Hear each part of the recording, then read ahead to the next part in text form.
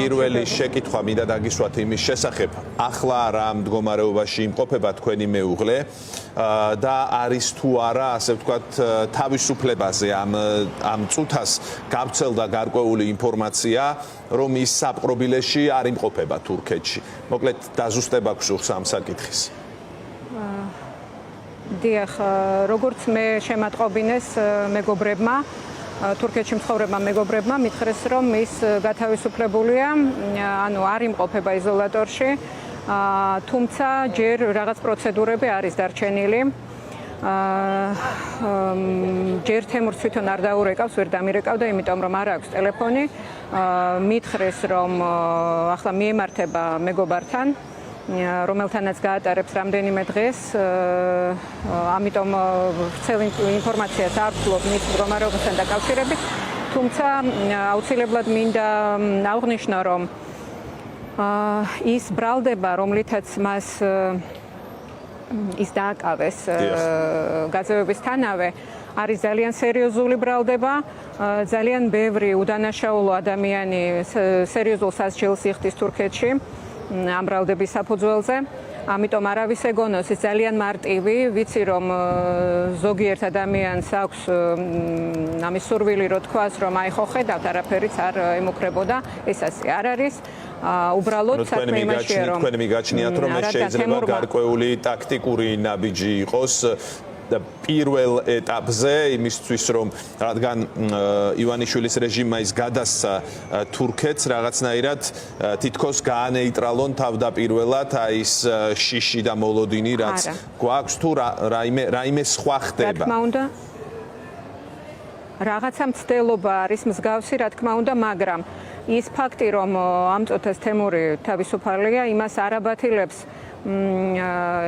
იმას, რაც გაუკეთა საქართველოს ხელისუფლებამ მას, ყველა იმ უსამართლობას არ აუქმებს, რა თქმა უნდა, და ეს მე მგონი ჯერ გახდება კიდე განხილვის საგანი, ყველა ის უსამართლობა, რაც ქართული ხელისუფლების წყალობით თემურმა გადაიტანა. რაც შეეხება იქაურ ბრალდებებს, მე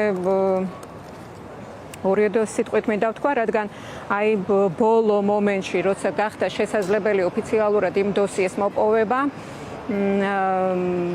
ამით თემური უკვე მომზადებული იყო, წაიღო აქედან ყველა საჭირო საბუთი, ამონაწერები, ცნობები, რის მეშვეობითაც დაამტკიცა, რომ უდანაშაულოა, რომ არავითარი კავშირები იდეოლოგიური, რელიგიური და ასე შემდეგ ფეთულა გულენის დაჯგუფებასთან არ აქვს და ის აბსურდული ბრალდება, რომ იცნობდა გულენისტებს, ნუ არავითარ კრიტიკას ვერ გაუძლებს, იმიტომ რომ საქართველოში ძალიან ბევრი გულენისტი სარგებლობს პოლიტიკური თავშესაფრით, განსაკუთრებით ასეთ პატარა ქალაქში, როგორიც ბათუმია, არ იცნობდე სკოლის დირექტორებს, რესტორნის მფლობელებს, თითქმის შეუძლებელია. ამიტომ ეს ბრალდებაც, რა თქმა უნდა, მესმის, ქალბატონ ნინო, ეს ისეთი ბრალდება, რომელიც ძალიან დიდი ყურადღების ცენტრში ექცევა, მე ვგულისხმობ იმას, რომ უпростоრად თქვენ ფიქრობთ თუ არა ასე, რომ მომეტებული რისკი არსებობს ახლა ბატონ თემურის მიმართ. ეს ძალიან ისეთი ბრალდება ერდოღანის ხელისუფლებისთვის, რაც შეიძლება მის სიმკაცრეს განაპირობებდეს კონკრეტული ადამიანის მიმართ. როგორ ფიქრობთ, აი ახლა რა საფრთხე ემუქრება ბატონ თემურს თურქეთში?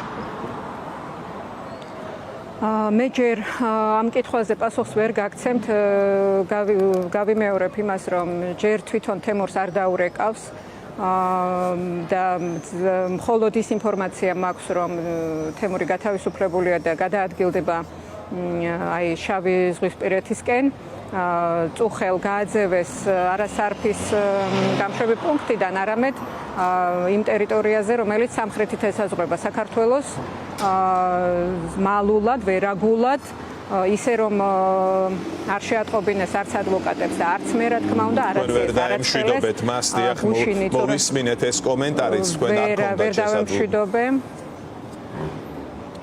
დიახ, ეს შესაძლებლობა არ მომეცა, ასევე ორშაბათს როცა დამირეკა მთხოვა რამდენიმე საბუთის ამობეჭდვა, რომელიც აკლდა და ჩვენ გეგმავდით სარფში შეხვედრას, აი როცა გადაიყვანდნენ მეც დავხვდებოდი და დღეს დილით ადრე დამირეკა მეგობარმა, რომელსაც თურქეთში მცხოვრებმა მეგობარმა, რომელსაც მანამდე დაურეკეს პოლიციიდან და შეატყობინეს, რომ უკვე თურქეთის ტერიტორიაზე იმყოფებოდა და მითხრა, რომ მე არ უნდა მომზადებულიყავი სარფში წასასვლელად.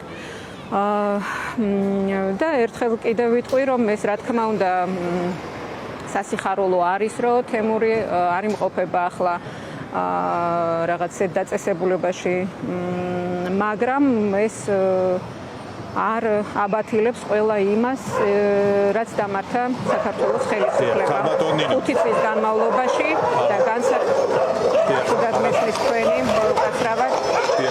ცოტა ხმაურია, როგორც ხვდები, ვეცდები რომ გაგაგონოთ ხმა. ქალბატონ ნინო, აი საერთაშორისო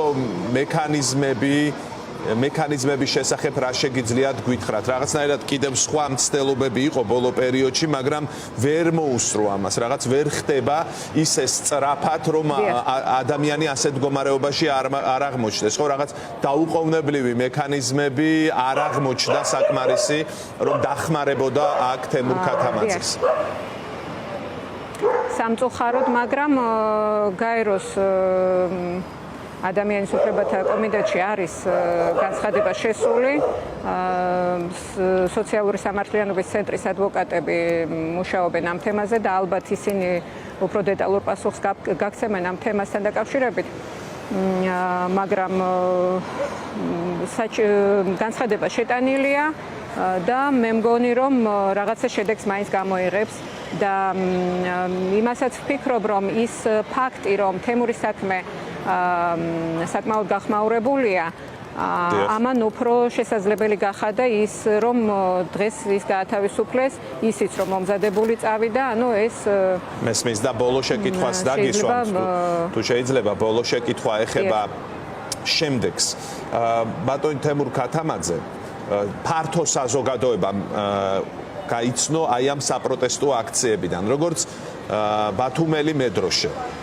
მე მაინტერესებს აქ იყო, ასე ვთქვათ, მისი დროშა, რომელიც ახლა თქვენ გიჭირავთ ხელში. ქალბატონი, აი იცით რა არის საინტერესო, მის მიმართ ესეთი მოთხოვნა დაჟინებული თურქეთის მხრიდან რა პერიოდიდან არსებობდა ისეთი, რომელსაც საქართველოს ხელისუფლება, რეჟიმი ვერ გაუწევდა წინააღმდეგობას და ამას მაინც გააკეთებდა. აქ ერთმანეთს დაემთხვა სურვილები ორივე ხელისუფლების, ანუ მათ ქართულ ოცნებას უნდოდა მოცილება თავიდან ამ ადამიანის, იმიტომ რომ თვალში მოხვდა ძალიან ცუდად აქციების დროს და ამ დროს არსებობდა თურქეთის ხელისუფლების მოთხოვნა, რომ როგორმე ხელში ჩაეგდო თემურ ქათამაძე. აი ეს თანხwebdriver იყო მიზეზი, რის გამოც დღევანდელი შედეგი დადგა? ეს არ არის შემთხვევითობა. ეს თურქეთში დოსი არსებობდა 2020 წლიდან. იმავე 2020 წელს თურქულმა მხარემ შეუწყვიტა მის პასპორტს მოქმედება ისე, რომ თემურს არ შეატყობინეს, არ იცოდა და რადგან საქართველოდან არ გადიოდა ამ წლების განმავლობაში და პასპორტი არ სჭირდებოდა და არც იცოდა ეს ფაქტი, ამ ფაქტის შესახებ. იმავე 2020 წელს საქართველოში არ გაუგრძელეს ბინადრობის ნებართვა.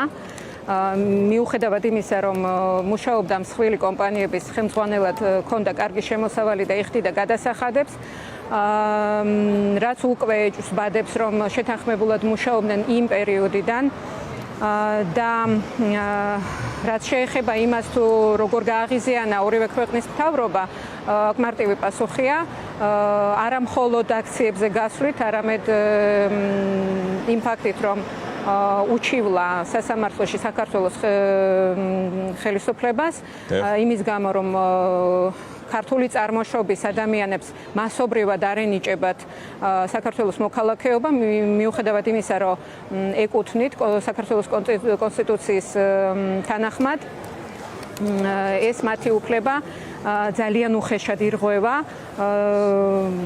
განსაკუთრებით იმ ფონზე, რომ რუსეთის მოქალაქეებს გამარტივებული წესით ენიჭებათ და რუსულ ფაბრიკებში რეკლამაც იდება ამასთან დაკავშირებით. და თურქული მხარე იმით გააღიზიანა, რომ ძალიან აქტიურად იყო ჩართული ქართული თვით შეგნების გაღვიძების ძალიან დიდი მადლობა. თემაზე ძალიან აქტიურად მუშაობდა.